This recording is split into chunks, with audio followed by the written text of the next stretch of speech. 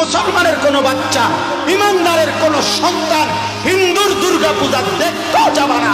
বলো ইনশাআল্লাহ, বলো ইনশাআল্লাহ। বেঈমানের দুর্গা পূজার মধ্যে একবার উকি দিতেও যেও না। তোমার ঈমান হুমকির মুখে পড়বে, তোমার ইসলাম হুমকির মুখে পড়বে, তোমার ধর্ম হুমকির মুখে পড়বে।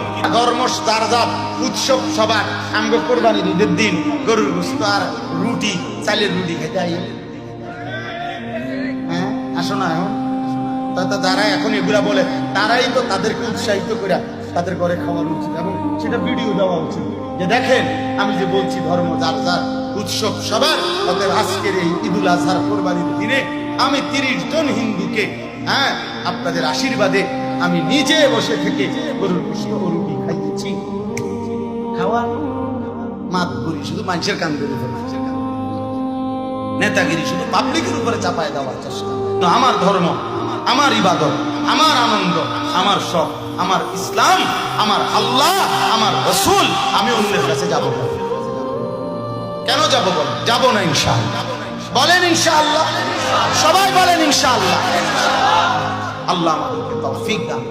পরিষ্কার বললাম, কোন আমরা কারো উপরে আমরা আঘাত করব না, কারো উপরে আমরা জুলুমও করব না।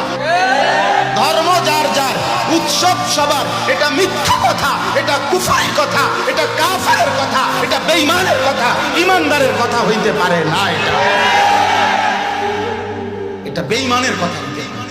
ধর্ম যার যার, উৎসব সবার। না না, আমরা এটা মানি না, আমরা এটা মানি না। আমার ধর্ম, আমার ইবাদত।